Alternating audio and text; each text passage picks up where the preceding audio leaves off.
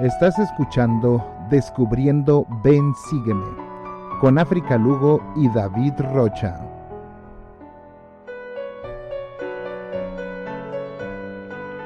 Las opiniones vertidas en este programa son de exclusiva responsabilidad de quienes las emiten y no representan necesariamente el pensamiento de la Iglesia de Jesucristo de los Santos de los Últimos Días.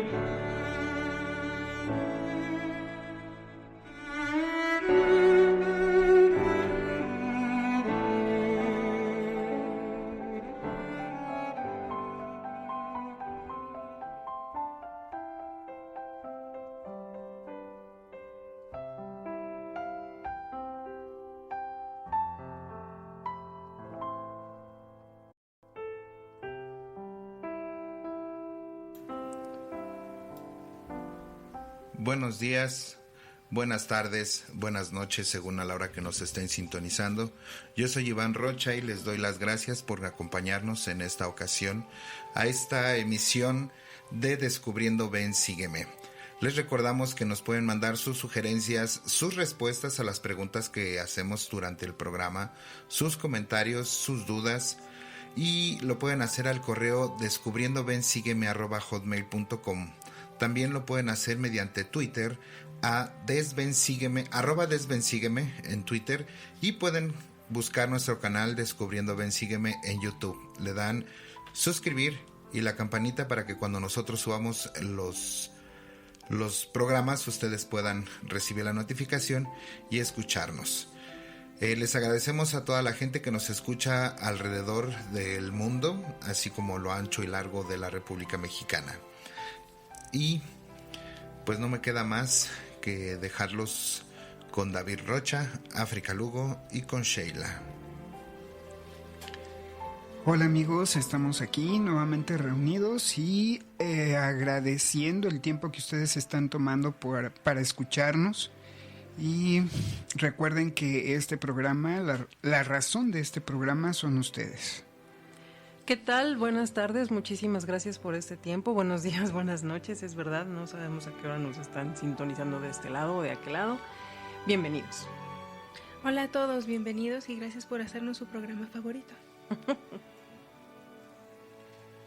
Bien, esta semana leímos Mormón capítulos 7 al 9.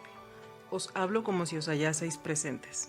Las dos preguntas que tenemos para ustedes son las siguientes. La primera, Mormón dijo que debemos asirnos al Evangelio de Cristo.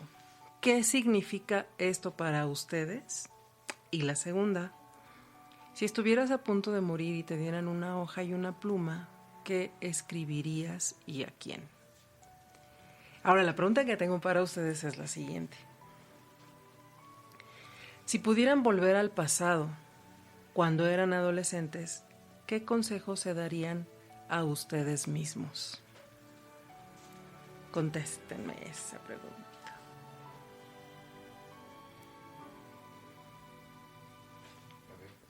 ¿Quién la va a contestar? Si pudieran volver al pasado cuando eran adolescentes, ¿qué consejos se darían a ustedes mismos?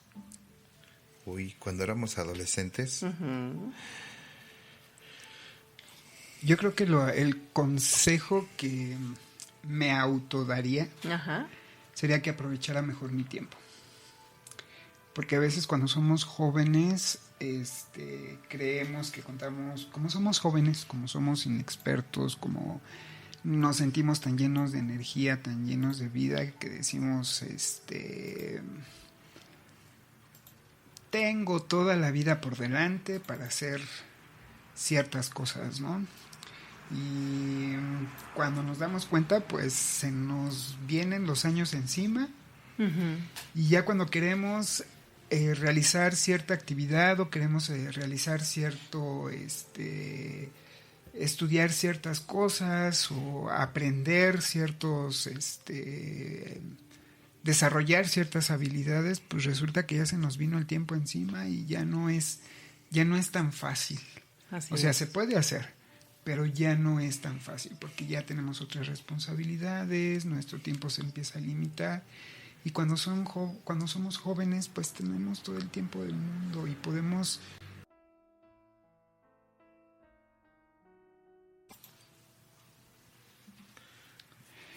Y pues yo diría que ese es el mensaje o el consejo que yo me daría, que procurara aprovechar todo el tiempo que tuviera a mi alcance para aprender lo que yo quisiera, desarrollar las habilidades que yo quisiera, y pues obviamente todo con prudencia, ¿no? Ok. Che, Iván. Sería aférrate mucho al Evangelio, y un poco similar al hermano Rocha,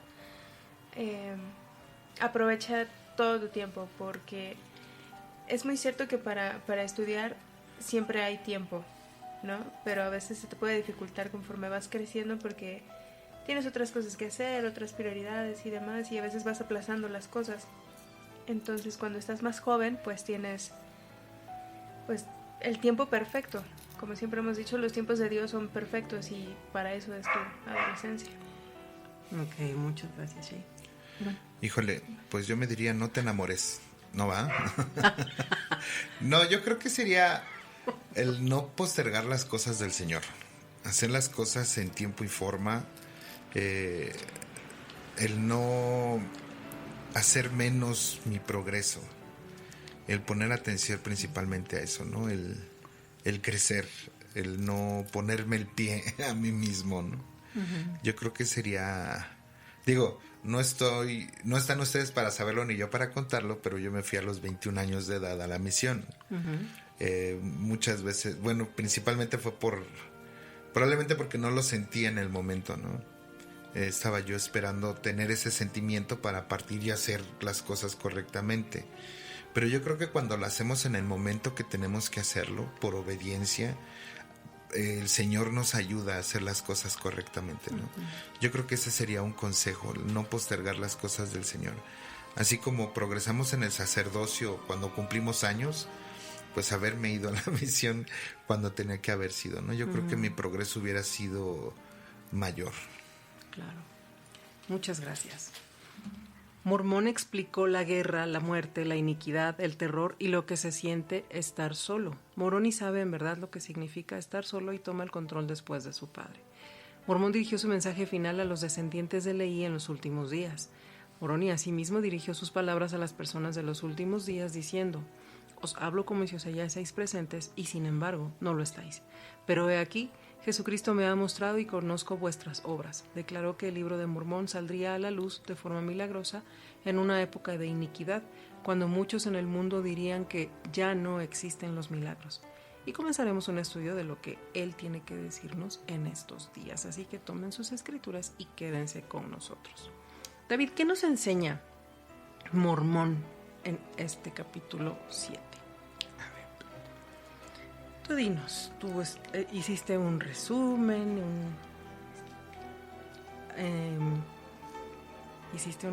y eso en verdad está bastante interesante porque es una de las razones más importantes que debemos nosotros de considerar en cuanto a las escrituras, el valor que debe tener para nosotros el libro de Mormón.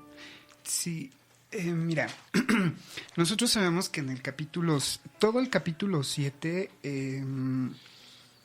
son consejos que uh-huh. Mormón nos da precisamente a nosotros. Uh-huh. Y los podemos dividir en 3 bloques representativos. En Mormón 7, del capítulo 7, del 1 al 7, nos habla qué es lo que nosotros debemos de aprender, qué es lo que debemos de entender, qué es lo que nosotros debemos de extraer como conocimiento y tenerlo claro en nuestra mente, los puntos doctrinales y los principios que debemos de tener bien claros en nuestra mente. Uh-huh. Y en los versículos del 8 al 9 nos habla de, ahora que ya hemos obtenido ese conocimiento, ¿qué es lo que debemos de hacer? ¿Cómo debemos de aplicarlo? Uh-huh. ¿O qué es lo que se espera de nosotros una vez que hayamos obtenido ese conocimiento? Y por último, pues nos habla de la recompensa que nosotros podemos obtener si hacemos estas 2 cosas. Okay. Uh-huh. Primeramente, fíjate, vamos a ver qué es lo que nosotros debemos, qué conocimiento es el que debemos de nosotros aprender, y no solamente aprenderlo, sino entenderlo, tenerlo bien claro en nuestra mente. En el versículo 2 nos dice: sabed que sois de la casa de Israel. ¿Por qué es importante que sepamos que somos de la casa de Israel? Y él lo aclara en el versículo 10 de este mismo capítulo. Dice: y sabréis también que sois el resto de la descendencia de Jacob. O sea, somos un resto de la descendencia de Jacob por medio de Leí. Uh-huh. Por lo tanto, sois contados entre los del pueblo del primer convenio. ¿Cuál es el primer convenio? Pues nosotros sabemos que es el convenio abrámico. Entonces es importante que nosotros entendamos y comprendamos que somos herederos de ese convenio. Uh-huh. Y que estamos contados entre esos, entre ese pueblo. Uh-huh. Y que pues obviamente para que podamos nosotros realmente tener derecho a reclamar ese convenio, es por eso que Moroni nos menciona lo que debemos de aprender y lo que debemos de hacer, que es lo que vamos a ver ahorita. Entonces, por eso él nos dice: primeramente deben de saber que sois de la casa de Israel. Número 3, sabed que debéis llegar hasta el arrepentimiento o no poder seis salvos. Aquí ya nos empieza a hablar Moroni qué es lo que nosotros debemos de saber para que podamos nosotros reclamar ese derecho de ese convenio. Uh-huh. Debemos de arrepentirnos. No va a haber otro camino. No hay otro camino para que nosotros podamos alcanzar la salvación, si no es primeramente arrepentirnos. Luego nos dice: sabed, en el versículo 4, sabed que debéis abandonar vuestras armas de guerra y no deleitaros más en el derramamiento de la sangre, y no volver a tomarlas, salvo que Dios os mande. Tenemos que convertirnos en príncipes de paz. Tenemos que ser pacificadores, dejar los rencores, las contiendas, los resentimientos, las malas pensamientos, los malos sentimientos. Nos tenemos que deshacer de ellos. No tenemos que buscar ningún tipo de conflicto, ni en las familias, ni en nuestra comunidad, ni de ningún otro tipo. Luego, lo siguiente que debemos de saber y entender: sabed que debéis llegar al conocimiento de vuestros padres y arrepentiros de todos vuestros pecados e iniquidades. ¿A qué se refiere con que debemos de llegar al conocimiento de nuestros padres? ¿Quiénes son nuestros padres?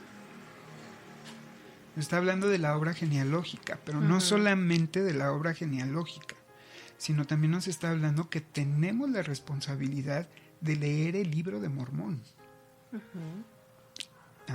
Que son nuestros ancestros, son nuestros padres de la antigüedad.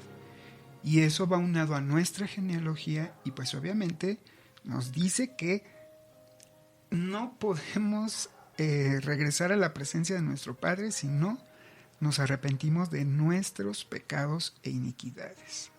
Luego nos dice: creer en Jesucristo, que Él es el Hijo de Dios, que por el poder del Padre ha resucitado. Entonces tenemos que entender la expiación de Jesucristo. Tenemos que reconocerlo a Él como nuestro Redentor, y sobre todo reconocer que Él resucitó al tercer día. Y luego viene muy empatado con lo siguiente que debemos nosotros entender. Dice: con lo cual ha logrado la victoria sobre la tumba, y Él también es consumido, y en Él es consumido el aguijón de la muerte. ¿Esto qué quiere decir? Que debemos de entender cómo es que la expiación venció tanto la muerte física como la muerte espiritual. Luego, en el versículo 6, Él lleva a efecto la resurrección de los muertos, mediante la cual los hombres se levantarán para presentarse ante su tribunal. Entonces, tenemos nosotros que entender la doctrina de los principios y la doctrina de la expiación, y en especial la resurrección, que gracias a Él todos vamos a resucitar. Pero también tenemos que entender que vamos a ser juzgados. Exactamente. Que sí va a haber un juicio final. Entonces, que todos los actos que hagamos aquí ahorita van a repercutir en nuestro avance espiritual eterno. Y luego nos dice, creer no solo en estos anales, o serán presentados, sino también en los anales que llegarán de los judíos a los gentiles, anales que vendrán de los gentiles a vosotros. Entonces nos dice que no solamente estudiemos el libro de Mormón, sino también aquí nos está invitando que debemos de leerlo conjuntamente con la Biblia, porque ambos son testigos de Jesucristo. Y el libro de Mormón jamás va a anular a la Biblia. Al contrario, el libro de Mormón la fortalece, e incluso la complementa. ¿Por qué? Porque le agrega todo lo que se le quitó, todas esas cosas preciosas e importantes que se le quitaron con el transcurso del tiempo, las traducciones, etcétera, etcétera, lo que ya hemos analizado en otros capítulos. Y por último, Él ha efectuado la redención del mundo, por lo cual aquel que en el día del juicio sea hallado sin culpa ante Él, le será concedido morar en la presencia de Dios. Entonces, debemos de reconocer que únicamente por medio de Jesucristo podemos alcanzar la remisión de nuestros pecados y podemos ser hallados sin culpa ante el último tribunal y poder vivir con Él. Ahora, ya que hemos obtenido este conocimiento, que lo tenemos muy claro, que lo hemos estudiado, que lo hemos analizado, ahora, ¿qué se espera que hagamos? Y nos lo enseña perfectamente. Dice, arrepentiros y sed bautizados en el nombre de Jesús. Asíos al Evangelio de Cristo. Creer no solo en estos anales. O sea, otra vez nos habla que debemos de creer en la Biblia y el libro de Mormón. Y por último, que estos anales se escriben con el fin de que sepáis concerniente a vuestros padres y también a las obras maravillosas que se efectuaron entre ellos por el poder de Dios. O sea, se espera que efectivamente estemos escudriñando las Escrituras. Ahora, ¿cuál es la recompensa? La tenemos en el versículo 10. Y nos dice, después,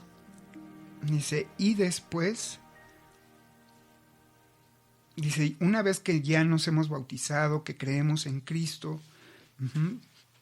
que seremos bautizados primero por el agua y después por el fuego y con el Espíritu Santo, dice, siguiendo el ejemplo del Salvador, de conformidad con lo que Él nos ha mandado, entonces os irá bien en el día del juicio. Y esa es la recompensa, ¿no? Exactamente. Muchas gracias. En la Conferencia General de abril de 2017, el presidente Monson dijo: mis amados compañeros en la obra del Señor, imploro que cada día todos estudiemos y meditemos en el libro de Mormón con espíritu de oración. Al hacerlo, estaremos en condiciones de oír la voz del Espíritu, resistir la tentación, superar la duda y el temor y recibir la ayuda del cielo en nuestras vidas. De ello testifico con todo mi corazón en el nombre de Jesucristo. Amén. Estas fueron las últimas palabras pronunciadas por el presidente Monson, y como ya dijo David, la Biblia testifica del libro de Mormón y el libro de Mormón testifica de la Biblia. Al respecto, el presidente Brigham Young dijo: nadie puede decir que este libro, poniendo su mano sobre la Biblia, es verdadero. Es la palabra de Dios, es el camino, el cartel indicador en el sendero y el mapa por el que podemos saber cuál es la voluntad de Dios, y al mismo tiempo decir que el libro de Mormón no es verdadero si esa persona ha tenido el privilegio de leerlo o escuchar su lectura y aprender su doctrina. No hay una sola persona sobre la faz de la tierra que haya tenido el privilegio de conocer el Evangelio de Jesucristo por medio de estos dos libros que pueda decir entonces que uno es verdadero y el otro es falso. Y para complementar, el presidente Ezra Taft Benson dijo: mis amados hermanos y hermanas, hoy quisiera hablar sobre uno de los dones más importantes que se han dado al mundo en tiempos modernos. El don al que me refiero es más importante que cualquiera de las invenciones que han surgido de la revolución industrial y tecnológica. Este es un don de aún mayor valor para el género humano que los muchos adelantos maravillosos que hemos tenido en la medicina moderna. Es de mayor valor para el género humano que la evolución de los vuelos y viajes espaciales. Hablo del don del libro de Mormón. En los versículos 1 al 6 del capítulo 8 encontramos lo siguiente. David, por favor, ahí ayúdanos. Sí, mira, aquí vemos cómo Moroni fue testigo de la muerte de su padre, de Mormón, y de la destrucción de toda la nación nefita. O sea, me quiero imaginar ese panorama. Ha de haber sido algo devastador para él, de tanto anímicamente como físicamente, porque tenía que estar huyendo de su propia gente y de los lamanitas para que no lo pudieran destruir, ¿no? Entonces, imagínate el desgaste. Sin embargo, su vida fue preservada y cumplió con fidelidad su misión en la vida terrenal. Por algo el Señor escogió a Moroni para terminar de escribir este triste relato de esta destrucción. Antes de morir, Moroni escribió la última parte del libro de su padre. Recopiló el registro jaredita, que es precisamente lo que vamos a ver más adelante. Grabó la visión del hermano de Jared que se encontraba en la parte sellada de las planchas, y además redactó su propio libro. Y la misión de Moroni sigue en nuestra propia dispensación. O sea, imagínate, no terminó solamente su obra en vida, sino que aún en la actualidad sigue trabajando, sigue su ministerio. Por las revelaciones modernas sabemos que Moroni posee las llaves de los anales del palo de Efraín, que eso creo que ya lo vimos en una emisión anterior. Y la misión de Moroni sigue en nuestra propia dispensación. El Moroni resucitado ministró al profeta José Smith y le enseñó en varias ocasiones referente a su función en la restauración de la plenitud del Evangelio, incluso en la aparición del libro de Mormón. En representación de la función de Moroni en la restauración, la Iglesia ha puesto estatuas del ángel Moroni encima de casi todos los templos, y eso lo podemos constatar. Se revelan las circunstancias en Mormón 8 del 1 al 6. Nosotros podemos ver cómo se revelan las circunstancias en las que vivía Moroni, y nos puede ayudar a nosotros a comprender la urgencia de su mensaje.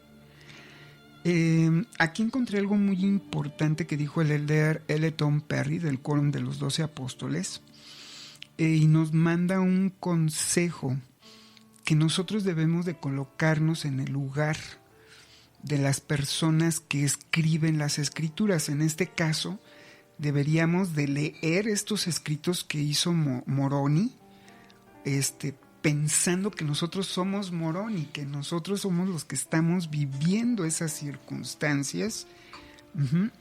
Y fíjate que él dice: leen ustedes, mis hermanos y hermanas, las escrituras como si ustedes mismos las estuvieran escribiendo hace 1000, 2000 o 5000 años. Las leen como si ustedes mismos hubiesen estado en el lugar de aquellos que las escribieron.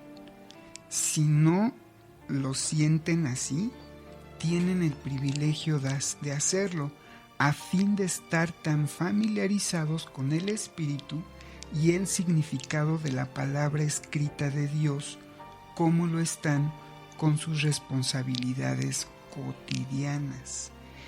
Y luego el presidente Brigham Young da un consejo.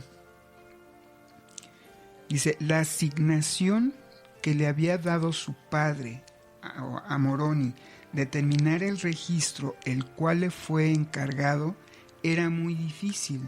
Debe de haber experimentado una gran conmoción al describir la destrucción total de su pueblo. Debe de haber sentido la obligación de escribir cómo los lamanitas persiguieron a los de su pueblo hasta que todos fueron destruidos. Con esa sensación de soledad, informa que su padre estaba entre aquellos que habían muerto. La única razón que tiene Moroni para seguir vivo es la de completar el registro, como lo percibimos por estas palabras.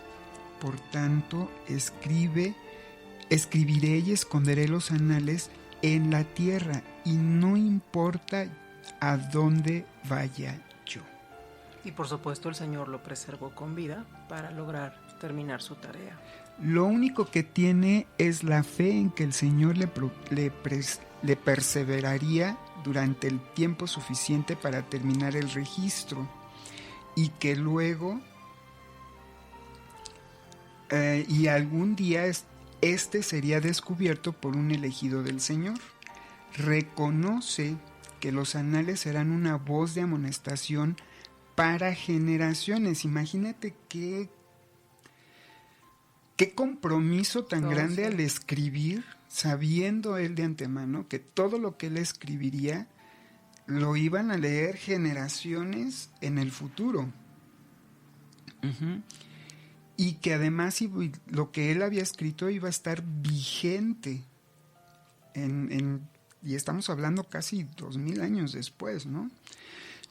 Y luego continúa el presidente Brigham Young diciendo: desde lo profundo de su corazón, Moroni habla a aquellos que finalmente recibirán el registro, o sea, a nosotros. Lo que desea es evitar que aquellos que la lean sufran la tribulación y la angustia que proviene de la desobediencia. Primero escribe a los miembros de la iglesia y luego a aquellos que no han aceptado el Evangelio de Jesucristo. Las últimas palabras de Moroni a los miembros de la iglesia son en una voz de advertencia que queda escrita. Él las escribe con el punto de vista de las personas que temen que la historia de su pueblo se repita en el futuro. Entonces vemos cómo aquí hace una conclusión de el por qué Moroni advierte o nos advierte a todos nosotros qué es lo que podría sucedernos a nosotros si caemos en todos los errores que cometió su pueblo. Y desafortunadamente el grave desenlace pues que tuvo el pueblo nefita, ¿no? Así es. Vamos a los versículos 12 y 17 del capítulo 8, por favor. Y después nos vamos a ir a la introducción del libro de Mormón. Vamos a estar de aquí para allá. Y Jared le dijo: te la daré si me traes la cabeza de mi padre. Y fue la hija de Jared quien le puso en el corazón que indagara esas cosas de tiempo antiguo. Mormón 8, 12. Ok. Hay un error de dedo. Estamos en otro libro. Ok. Mormón 8, versículo 12, por favor.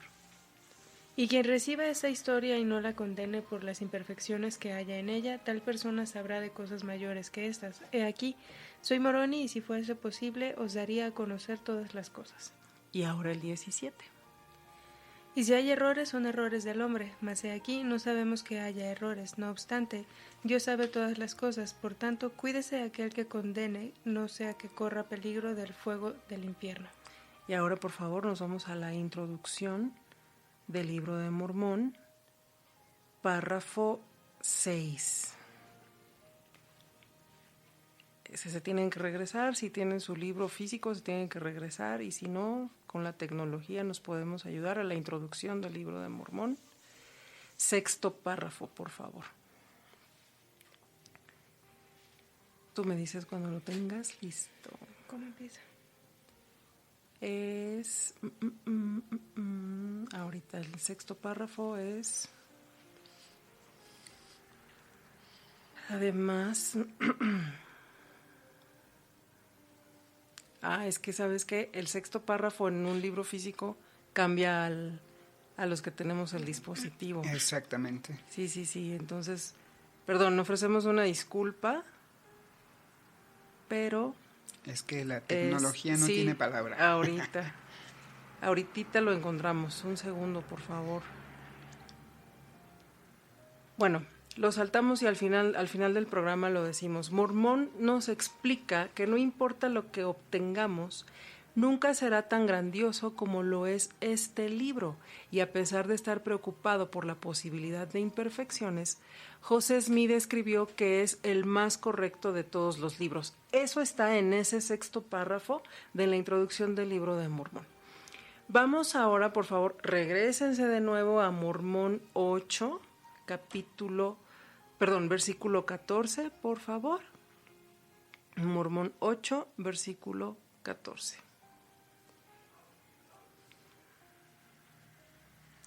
Y soy el mismo que esconde esta historia para los fines del Señor, mas las planchas en que se halla no tienen ningún valor por causa del mandamiento del Señor, porque Él ciertamente dice que nadie las obtendrá para lucrar, mas la historia que contienen es de gran valor, y a aquel que la saque a luz, el Señor lo bendecirá.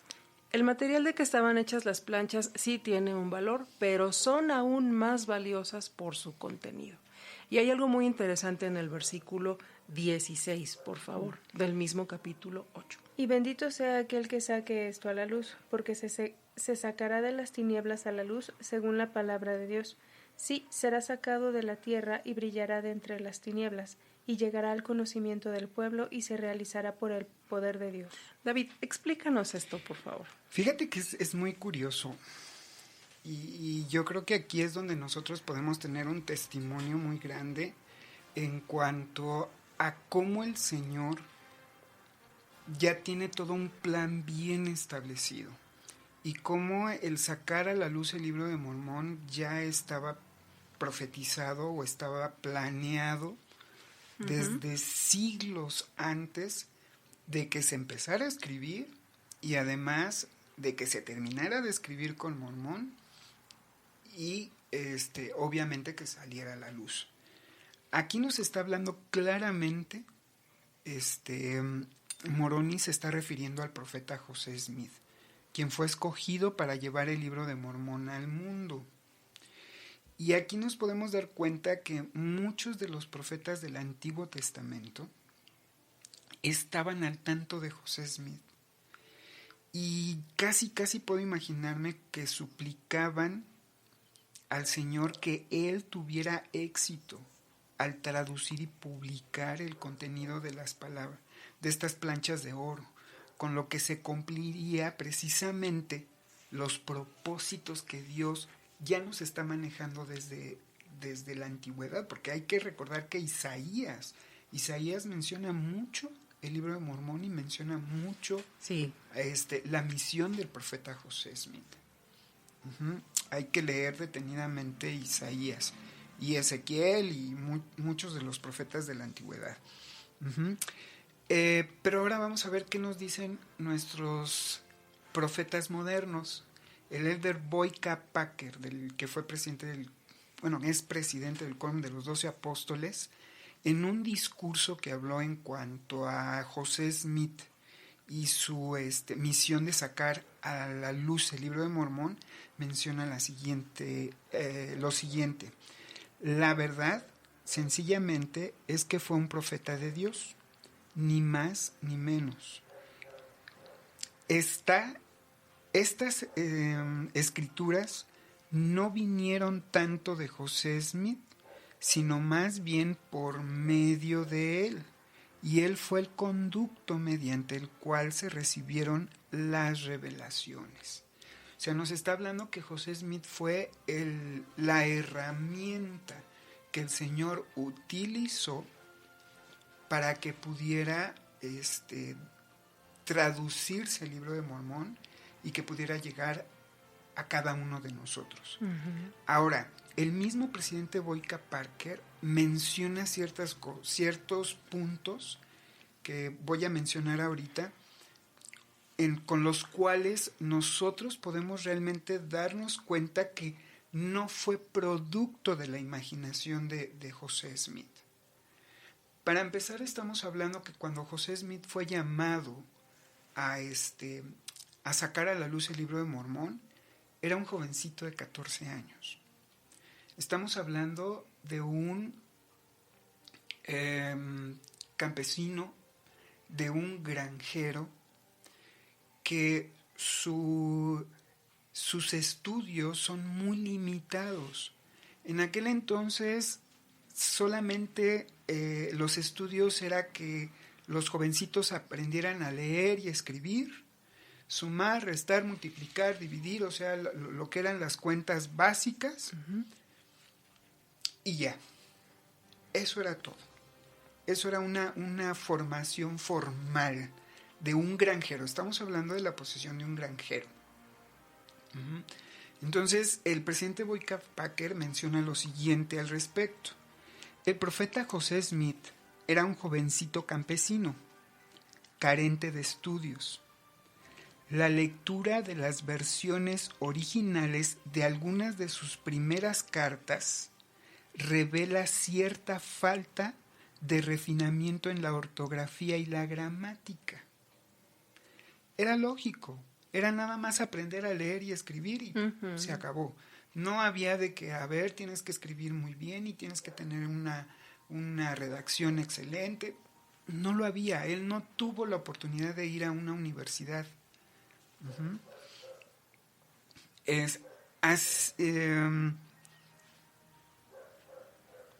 Ahora, esto es como una evidencia de que el Libro de Mormón se recibió por medio de revelación y por medio del poder de Dios. Y lo dice así el presidente Boyka Packer. Que se haya recibido revelaciones por medio de él en cualquier forma de refinamiento literario no es nada menos que un milagro. Y yo creo que podemos leer el Libro de Mormón y de verdad el desafío es a ver quién se sienta y en determinado tiempo puede escribir por lo menos un capítulo del Libro de Mormón con esa pulcritud, con esa redacción que tiene el Libro de Mormón. Un jovencito con las condiciones que tenía o que contaba el profeta José Smith en ese momento no podía haberlo hecho. Uh-huh. Esto tenía que haber sido por medio de un milagro, tenía que haber sido por el poder de Dios. Uh-huh. Y yo creo que eso es más que contundente y debe de ser para nosotros pues un testimonio precisamente de la veracidad del Libro de Mormón y sobre todo la divinidad del llamamiento del profeta José Smith. Exactamente. Y no solo eso, también encontramos razones de valor e importancia en este libro, en los versículos 15 y del 21 al 25. Y también Incluye que es para el beneficio del antiguo y por tan largo tiempo dispersado pueblo del convenio del Señor. Demuestra que el Señor se acuerda del convenio que hizo con la casa de Israel. Demuestra que los eternos designios del Señor han de seguir adelante hasta que se cumplan todas sus promesas. Demuestra que el Señor está cumpliendo las promesas que hizo a los escritores del libro, quienes oraron pidiendo el bienestar de sus hermanos. Cada vez que estudiamos el libro de Mormón con oración, aumentará nuestro testimonio del gran valor de dicho libro y nos servirá para recibir las bendiciones que prometieron Moroni y José Smith. En los versículos 19 y 20 se nos dice no juzgar. ¿A qué se refiere esto, David? Mira, nosotros tendemos a juzgar ligeramente pues la vida de los demás, ¿no? E incluso a veces cometemos el error de juzgarnos a nosotros mismos. Sí. Uh-huh. Cuando realmente en estos versículos el Señor por medio de Moroni nos deja bien claro que el juicio solamente es de Él.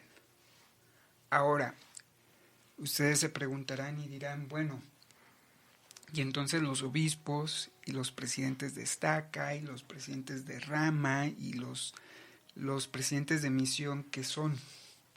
Bueno, pues ellos son, en su llamamiento, son jueces en Israel y tienen la autoridad y tienen ciertas llaves para emitir un juicio en cuanto a cómo nosotros estamos viviendo el Evangelio, para darnos orientación y para, en determinado momento, amonestarnos y decirnos que nos estamos saliendo un poquito del camino, y exhortarnos a que podamos regresar y darnos la oportunidad de que nosotros regresemos al buen camino.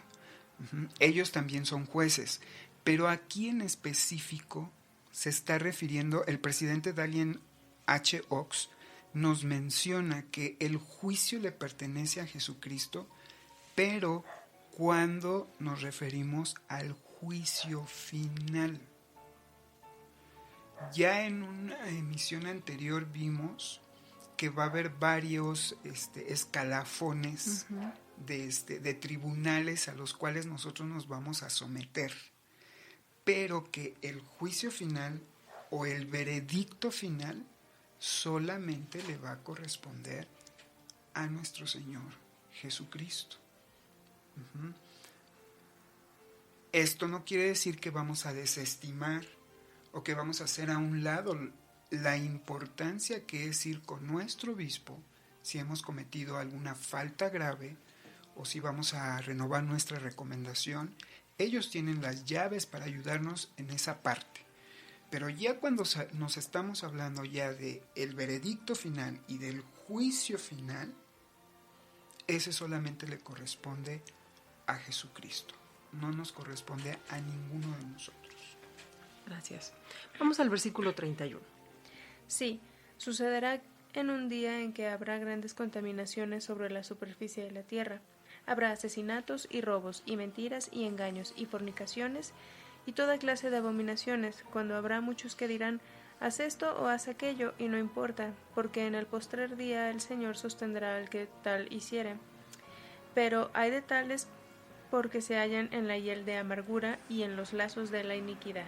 El elder Boyd K. Packer dijo, al hacer una prueba del medio ambiente moral, encontramos que el índice de contaminación empeora aceleradamente. El apóstol Pablo predijo que en los postreros días vendrán tiempos peligrosos.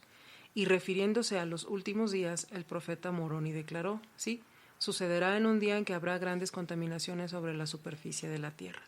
Lamentablemente, el efecto de esta gran contaminación tal vez se haga más evidente en los medios de comunicación como en las películas, la televisión y la música popular. Al respecto, el senador de Estados Unidos, Robert D. Byer, dijo, si en esta nación continuamos presentando imágenes de asesinatos, violencia, abuso de drogas, perversiones y pornografía ante los ojos de millones de niños, año tras año y día tras día, no debería sorprendernos que los cimientos de nuestra sociedad se pudran como si tuvieran lepra. La mayor parte de los sectores de los medios de comunicación parecen haber declarado la guerra en contra de lo que la mayoría considera más valioso, la familia, la religión y el patriotismo. Degradan el matrimonio y promueven e idealizan las relaciones premaritales y el adulterio. Las palabrotas y el lenguaje más vulgar y degradante bombardean los oídos de todos los que oyen. La exposición constante de violencia y de asesinatos degrada el valor de la mismísima vida humana. Y hoy también estamos rodeados de muchísima toxicidad. A pesar de todo, Moroni muestra esperanza y nos da una guía para evitar tanta contaminación. Y esto está en el versículo 33 y en Mormón 9, versículos 7 y 8. Por favor. Oh pueblo inicuo y perverso y obstinado, ¿por qué os habéis establecido iglesias para obtener lucro? ¿Por qué habéis tergiversado la palabra de Dios para traer la condenación sobre vuestras almas? He aquí, examinad las revelaciones de Dios, pues he aquí llega el tiempo en aquel día en que se cumplirán todas las cosas. Y Mormón 9, versículos 7 y 8, por favor. Y también os habla a vosotros que negáis las revelaciones de Dios y decís que han cesado, que no hay revelaciones, ni profecías, ni dones, ni sanidades, ni hablar en lenguas, ni la interpretación de lenguas. He aquí, os digo que aquel que niega estas cosas no conoce el Evangelio de Cristo. Sí, no ha leído las Escrituras, y si las ha leído, no las comprende. El elder Neal A. Maxwell en la Conferencia General de octubre de 1994 dijo: solamente el aceptar las revelaciones de Dios puede brindar tanto dirección como corrección al error y, a su vez, un fulgor de esperanza. La verdadera esperanza no brota eternamente en forma automática, a menos que esté relacionada con lo eterno. David, ayúdanos a complementar esto, por favor. Mira, nosotros, a diferencia de otras denominaciones cristianas, los santos de los últimos días, al momento de que nosotros leemos y estudiamos la Biblia y algunas otras escrituras que nosotros tenemos un adicional. Nosotros creemos en la revelación continua. Así es.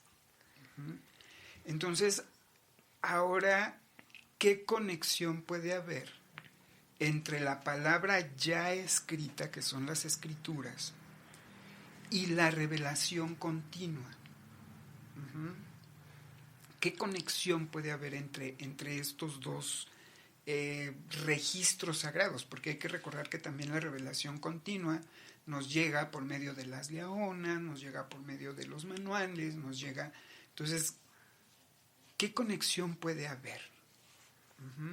Mientras que, como nos dice aquí Moroni, hay muchas personas que dicen y niegan que no hay revelación, que todo está ya escrito y que con lo que está escrito es más que suficiente. Nosotros creemos que sí sigue habiendo revelación, pero ¿qué es lo que las une? ¿Qué conexión hay? ¿Cuál es el hilo que une a estos dos preceptos? Y esto el elder Ox lo aclara muy bien. Y él, me gustaría citar sus palabras directamente para no ponerle de más ni ponerle de menos.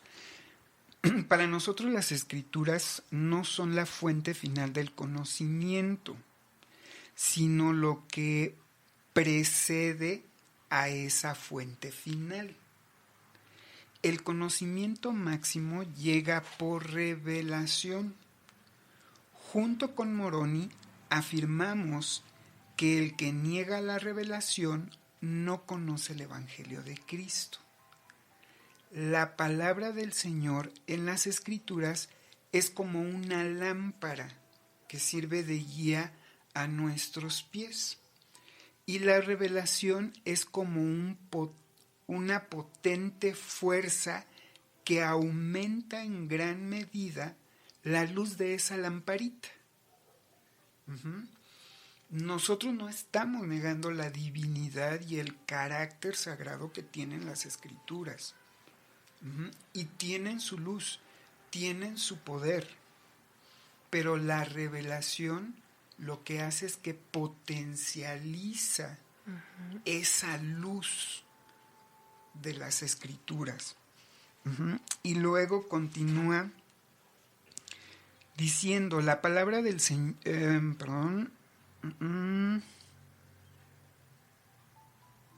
¿Cómo dice?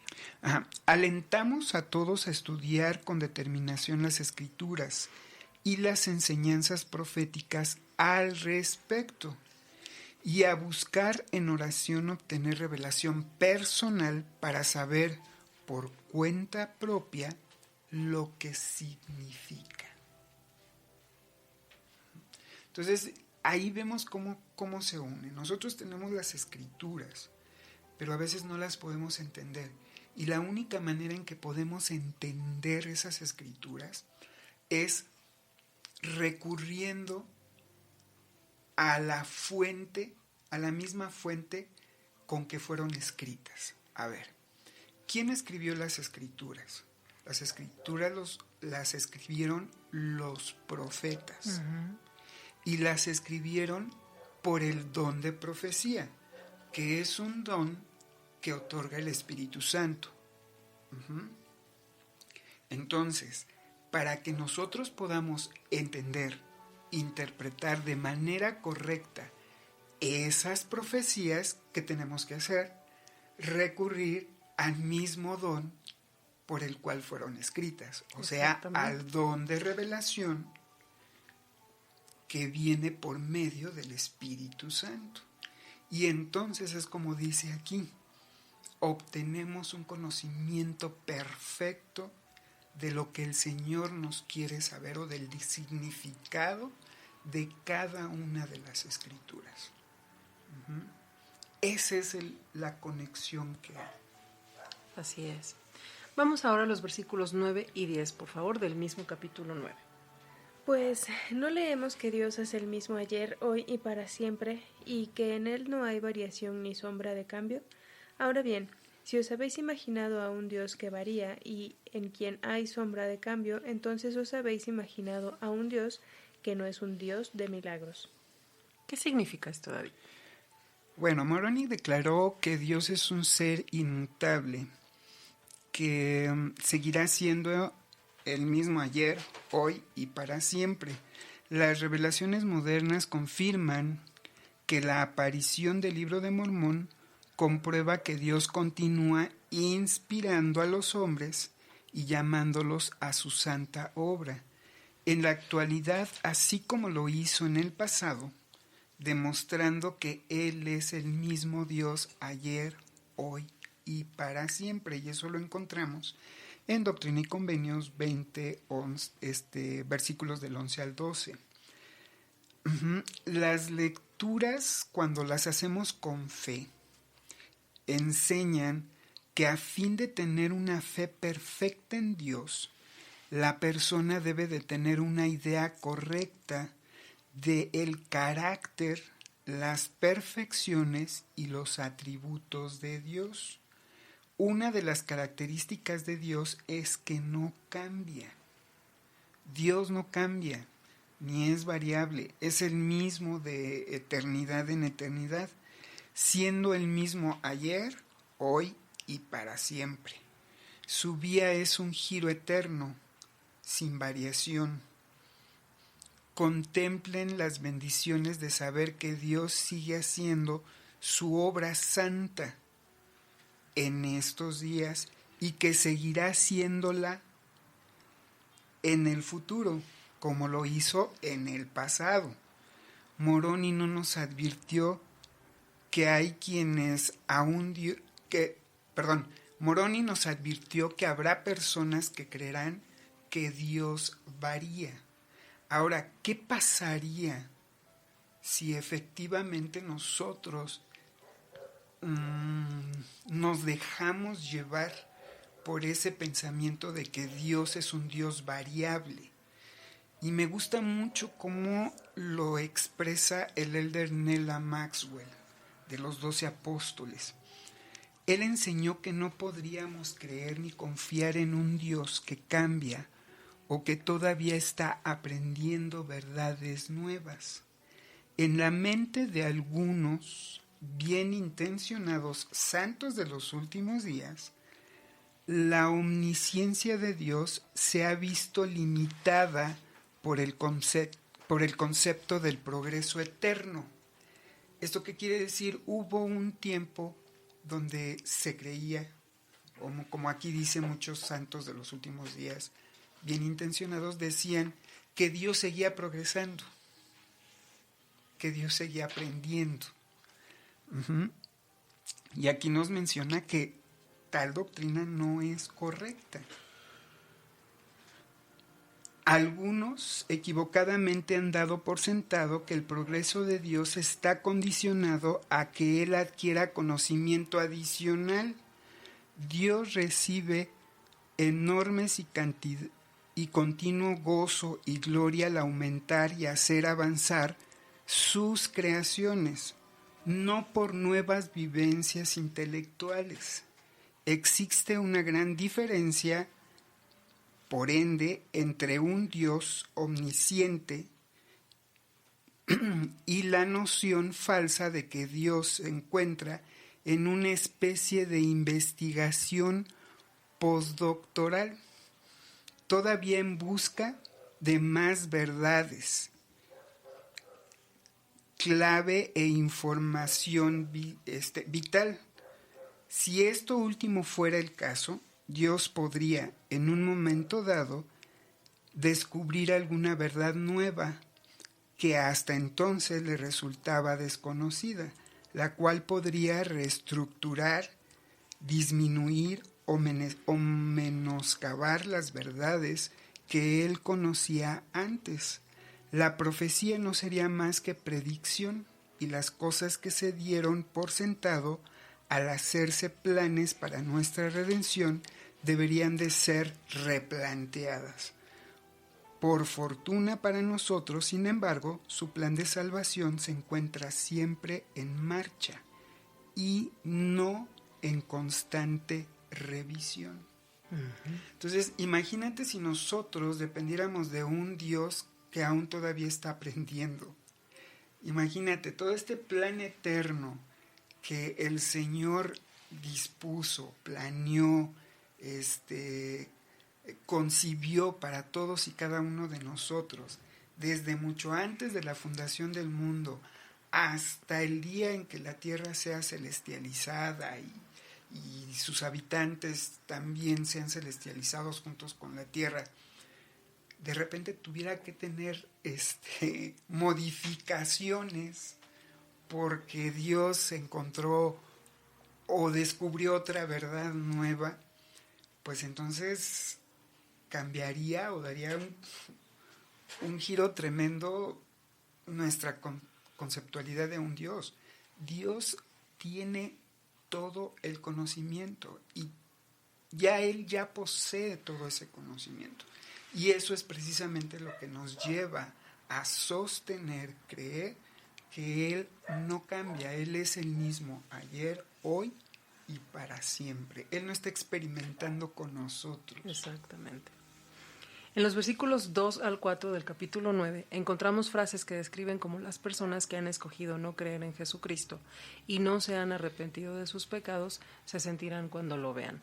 Al respecto, el profesor Hugh Nibley escribió: preferirías el infierno 1000 veces para no estar ante su presencia. Eso es lo que obtendrías si quisieras. Tú sabes el tipo de persona que te gusta ser y con quién quieres estar. Todos obtendremos la más mínima sentencia posible. Estarás muy lejos de sentirte miserable de habitar en la presencia de un santo y Dios justo. Así que ellos no te harán eso, y dirás gracias al cielo por eso. Dios ha sido bueno por no permitirme habitar en tu santa presencia. Allí habrá justicia y misericordia. Continuamos, por favor, leyendo Doctrina y Convenios 137, versículos 8 y 9. Ya ves que habíamos dicho que íbamos a andar de aquí para allá y de allá para acá. Doctrina y Convenios 137, versículos 8 y 9. También todos aquellos que de aquí en adelante mueran sin un conocimiento de Él, quienes lo habrían recibido de todo corazón, serán herederos de un reino, pues yo, el Señor, juzgaré a todos los hombres según sus obras, según el deseo de sus corazones. Ahora regrésense, por favor, al capítulo 9, versículo 5. Porque aquí, cuando se os haga ver vuestra desnudez delante de Dios y también la gloria de Dios y la santidad de Jesucristo, ello encenderá una llama de fuego inextinguible en vosotros. Y vámonos a 2 Nefi 9, versículo 14, por favor. Por lo que tendremos un conocimiento perfecto de toda nuestra culpa y nuestra impureza, y nuestra desnudez, y los justos, hallándose vestidos de pureza, sí, con el manto de rectitud tendrán un conocimiento perfecto de su gozo y de su rectitud. Entendemos que esa desnudez se refiere a que estaremos sin la protección de la expiación de Jesucristo. Vámonos ahora, por favor, al versículo 6 del capítulo 9 de el libro de Mormón, por favor.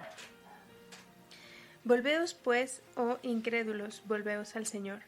Clamad fervientemente al Padre en el nombre de Jesús, para que quizá se os halle sin mancha, puros, hermosos y blancos, en aquel grande y postrer día, habiendo sido purificados por la sangre del Cordero. Y ahora vámonos a la Biblia, al libro de Isaías 1, versículo 18. Venid ahora, dice Jehová, y razonemos juntos. Aunque vuestros pecados sean como la grana, como la nieve serán emblanquecidos. Aunque sean rojos como el carmesí, vendrán a ser como blanca lana. Hace una invitación el profeta Mormón para ser purificados por la sangre del Cordero y la promesa que obtenemos. El elder Bednar, en la Conferencia General de abril de 2016, dijo: con la ayuda del Señor y mediante el poder de su Espíritu, quien nos enseñará todas las cosas, efectivamente podemos ser bendecidos para hacer realidad nuestras posibilidades espirituales. Las ordenanzas traen determinación y poder espirituales a nuestra vida, conforme nos esforzamos por nacer de nuevo y llegar a ser hombres y mujeres de Cristo. Nuestras debilidades pueden ser fortalecidas y nuestras limitaciones superadas. Aunque ninguno de nosotros puede lograr la perfección en esta vida terrenal, nos volveremos cada vez más dignos y sin mancha conforme seamos purificados por la sangre del Cordero. Vamos ahora, por favor, al capítulo 9, versículo 10. Ahora bien, si os habéis imaginado a un Dios que varía y en quien hay sombra de cambio, entonces os habéis imaginado a un Dios que no es un Dios de milagros. A partir del versículo 11 y hasta el 21 leemos acerca de milagros, por qué pasan, cómo pasan, y recordemos quién está hablando de esto. Un hombre que se ha quedado solo, sin familia ni amigos, peleando por su vida, sorteando escapar a la muerte y básicamente esperando enterrar las planchas y morir. Vamos ahora a leer el versículo 25, por favor, del mismo capítulo 9. Y a quien crea en mi nombre, sin dudar nada, yo lo confirmaré todas mis palabras, aún hasta los extremos de la tierra. El milagro es que si creemos en su nombre, Él confirmará todas sus palabras. El milagro no es el resultado, es el proceso. David, ¿qué podemos aprender de esto? Mira, yo creo que eso es lo que mucha gente hoy en día se está preguntando. Si efectivamente en la actualidad Dios es un Dios de milagros. Si aún existen los milagros. Aquí hay que recordar que Moroni presenta evidencias tangibles y vívidas como las tenemos aún todavía en esta generación. Él habla precisamente de la creación de los cielos y de la tierra, la creación del hombre y los testimonios que aparecen en las Escrituras en cuanto a los milagros que hizo nuestro Señor Jesucristo y los apóstoles. Pero ¿qué hay hoy en día? ¿Qué pasa hoy en día? Yo creo que el error que nosotros tenemos es que nos concentramos más en querer ver milagros formidables, milagros escandalosos, milagros, no sé, poder llegar a ver cómo el mar se parte, como cuando Moisés hizo pasar al pueblo de Israel por el mar. Milagros de ese tipo tan portentosos, ver que una persona que ya falleció vuelva nuevamente a vivir y se levante de su tumba. Y nos concentramos a ese tipo de milagros que nos empezamos a olvidar de los milagros más sublimes, de los milagros más simples que se presentan en nuestra vida cotidianamente.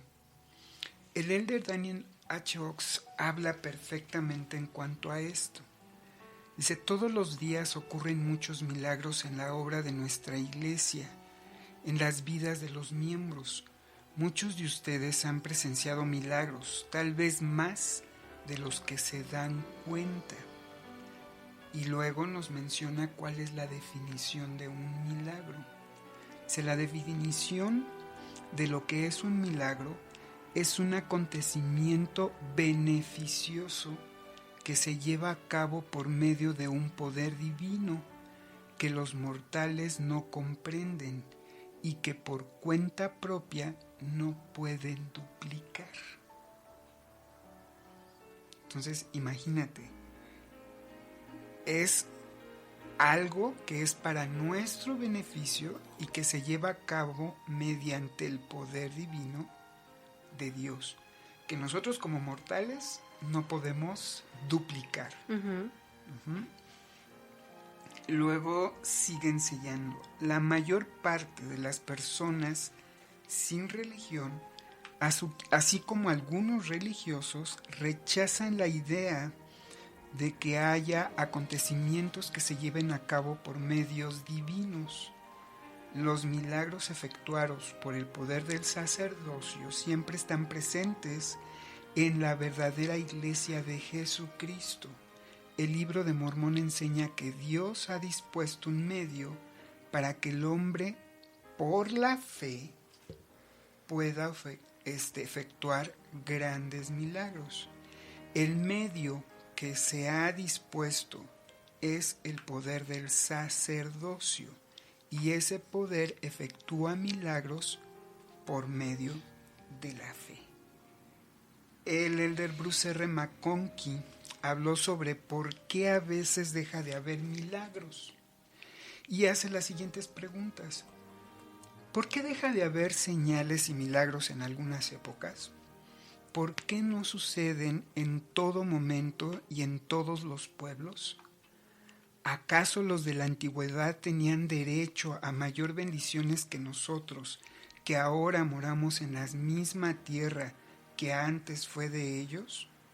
Moroni contesta, el motivo por el cual un Dios de dones y milagros cesa de obrar milagros entre los hijos de los hombres y derramar sus dones sobre ellos es porque ellos degeneran en la incredulidad y se apartan de la vida recta y desconocen al Dios en quien debían poner su confianza. Adoran a dioses falsos que definen en sus credos y dejan de andar por los mismos senderos que recorrieron los santos de las épocas antiguas. Los que han cambiado son los hombres, no Dios. Él es el mismo sempiternamente. Todos los hombres que tienen la misma fe y que viven conforme a la misma ley recogerán las mismas bendiciones. Así es. Muchas gracias. En el capítulo 9, versículos 26 al 28, leemos que nuevamente un profeta nos está aconsejando servir al verdadero Dios viviente, como ya lo leímos en Alma y en Primer Nefe, e incluso en la historia de David y Goliat. En los últimos versículos 32 al 34, Mormón explica por qué escribió en egipcio reformado, y la razón es que de haberlo hecho en hebreo no tendría espacio suficiente. Es por eso que algunas veces usamos la traducción en hebreo de algunas palabras, porque es un idioma puro.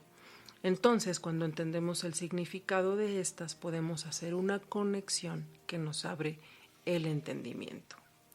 Hemos llegado al final de esta emisión. Muchas gracias por el tiempo, por escucharnos, hermanos, hermanas, amigos, amigas. Quedémonos reflexionando en esto. ¿Qué pruebas tengo de que Dios es un ser vivo y de que ama a sus hijos? Que tengan una excelente semana y nos estamos escuchando en la próxima. Muchas gracias. Shay. Gracias por escucharnos y no olviden suscribirse a nuestra página de YouTube. David. Nos vemos, esperemos que nos sigan en las siguientes emisiones y que puedan sentir el mismo gozo que sentimos nosotros cuando leemos las Escrituras y las escudriñamos y podemos encontrar un poco más de luz y conocimiento, y esa luz potencializada de las Escrituras cuando podemos encontrar o analizar las revelaciones recibidas por nuestros profetas y autoridades actuales. Así es. Pues gracias por acompañarnos y les recordamos que nos pueden escuchar en diferentes plataformas como son iTunes, Apple Podcasts, Amazon Music, Spotify, Alexa Media Player, Deezer, Listen Not y muchas otras plataformas. También nos pueden escuchar en Spreaker.com, que es nuestra plataforma madre. Y muchas gracias por acompañarnos y estar con nosotros. Les agradecemos mucho por su tiempo y nos estamos escuchando nuestra próxima emisión. Adiós.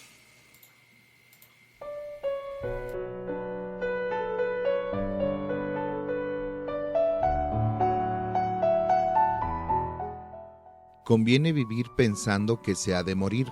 La muerte siempre es buena. Parece mala a veces porque es malo a veces el que muere. Francisco de Quevedo, escritor.